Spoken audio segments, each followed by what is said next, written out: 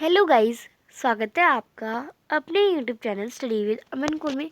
आज हम लाए हैं director of education GNCT of Delhi की वर्कशीट नंबर 87 जो कि क्लास 9 के लिए है। सब्जेक्ट आपका सोशल साइंस है, डेमोक्रेटिक पॉलिटिक्स की बुक से है। डेट है जिसकी 15 फरवरी 2022। आप अपना नेम एंड अपनी क्लास टीचर का नेम लिखेंगे। आज हम अपना chapter number 4 working of institution जो चैप्टर है हमारा उसे स्टार्ट करेंगे। हमारी कंट्री में आपको पता है नेशनल लेवल में सेंट्रल गवर्नमेंट है और यूनियन गवर्नमेंट है जो कि एक मेजर रोल प्ले करती है डिसीजन लेने में। अब सेंट्रल गवर्नमेंट के भी 3 इंस्टीट्यूशन होते हैं। पार्लियामेंट्री यानी लेजिस्लेटिव लॉ बनाती है, एग्जीक्यूटिव जो उस लॉ को इम्प्लीमेंट कराती है, जुडिशरी रिव्यू करती है लॉ का। अब पॉलिटिकल इंस्टीट्यूशन के नीड्स क्या है? गवर्नमेंट की रिस्पॉन्सिबिलिटी है वो सिक्योर करे हमारी एजुकेशन, हेल्थ फैसिलिटीज़ और सिटीज़न के लिए। वो टैक्सेस स्पेंड करती है आर्मी में, पुलिस में और अदर डेवलपमेंट वर्क में। और ये डन होता है डिफरेंट इंस्टीट्यूशन से। तो हमारी जो डेमोक्रेसी होती है वो बेटरमेंट मिलती है और वो भी डिसीजन मेकिंग में भी पार्टिसिपेट करती है। अब यहाँ पे इंस्टीट्यूशन में यहाँ पे जो डिसीज़न लेते हैं, सबसे पहले प्रेसिडेंट जो कि हायर अथॉरिटी होती है पूरी कंट्री की, यानी हाईएस्ट पोस्ट होती है। Next, prime minister. जो प्राइम मिनिस्टर होते हैं वो गवर्नमेंट के बिहाफ में पावर को यूज़ करते हैं और प्रेसिडेंट जो होते हैं उनके अपॉइंटेड जो मिनिस्टर होते हैं उन्हें लीड करते हैं, उनके लीडर होते हैं। नेक्स्ट है पार्लियामेंट। जो पार्लियामेंट होता है वो प्रेसिडेंट, लोकसभा और राज्यसभा से बना होता है। प्रेसिडेंट मेंबर नहीं होता पर किसी भी दोनों हाउस में थे, पर जो लॉ इनैक्ट करते हैं पार्लियामेंट वो ही इन्फोर्स कर जाता है, कंसेंट करा जाता है, उनकी सहमति से ही होता है। नेक्स्ट दे रखा है लोकसभा और राज्यसभा। हमारे कॉन्स्टिट्यूशन में जो राज्यसभा है वो स्पेशल राइट्स स्टेट्स के लिए ले सकती है, पर जो अदर केसेस है तो लोकसभा वो में हाईएस्ट राइट्स होते हैं। पर कैसे होते हैं? अगर एक डिफरेंस ऑफ ओपिनियन बिटवीन दो हाउस, अगर इस राज्यसभा ने कुछ और कहा और लोकसभा ने कुछ और कहा, एक यानी general law, then the opinion of the Lok Sabha matter, पर लोकसभा का जो ओपिनियन होगा वो उसे सही माना जाएगा। क्यों माना जाएगा?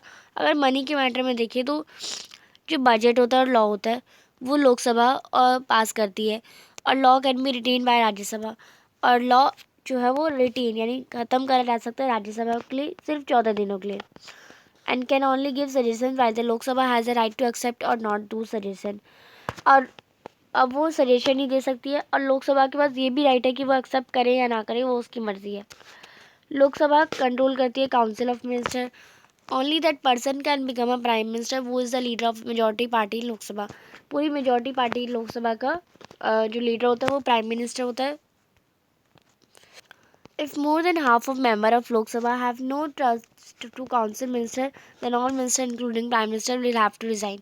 यानी लोकसभा पे काउंसिल ऑफ मिनिस्टर पे किसी पे बिलीव नहीं होगा तो सभी मिनिस्टर्स को, प्राइम मिनिस्टर को भी रिज़ाइन करना पड़ेगा।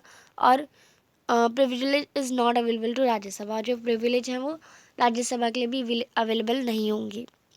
फिर क्वेश्चन नंबर 1, आप सेंट्रल गवर्नमेंट से क्या समझते हैं और आपको इसके इंस्टीट्यूशंस के नेम भी लिखने हैं। तो सेंट्रल गवर्नमेंट होती है जो कि कंट्रोलिंग पावर करती है हमारी यूनाइटेड स्टेट का। ये प्रोसेस होती है जिसमें हम इंस्टीट्यूशन को क्रॉस कर सकते हैं। We can play a major decision just like legislature, executive and judiciary. Next है question number 2, how does the political institution required. तो पॉलिटिकल इंस्टीट्यूशन रिक्वायर्ड क्यों है? तो आप लिखेंगे meeting commission routine includes political institution. It also leads to complication and delay. Any of the delay and difficulties introduced by political institution are beneficial because they offer an initiative for conversation with a larger group of people. Third, institution make it impossible for rational decision to be made very quickly, yet they also make it equally impossible for bad decision to hurry through. Next question दे रखा है, who play major roles in taking the main decision of political institution. तो कौन major decision लेता है main decision लेने के political institution में? तो कौन लेता है आपको भी पता है। आप इस प्रोसेस में जो 3 इंस्टीट्यूशन है वो मेजर रोल प्ले करते हैं डिसीजन लेने में, legislature, executive and judiciary. Fourth question है, आपको डिफरेंस लोकसभा और राज्यसभा में लिखने हैं। तो लोकसभा के आपको पता है यहाँ पे डायरेक्टली इलेक्टेड मेंबर होते हैं, पीपल द्वारा इलेक्ट करे जाते हैं। लोकसभा की स्ट्रेंथ 552 होती है, जिसमें 2 मेंबर्स प्रेसिडेंट द्वारा नॉमिनेट किए जाते हैं, और लोकसभा 5 ईयर्स तक होती है, और house can be dissolve by expiry on the tenure, और अगर अच्छे से काम ना करने के बाद जो डेट है वो एक्सपायरी भी हो सकती है।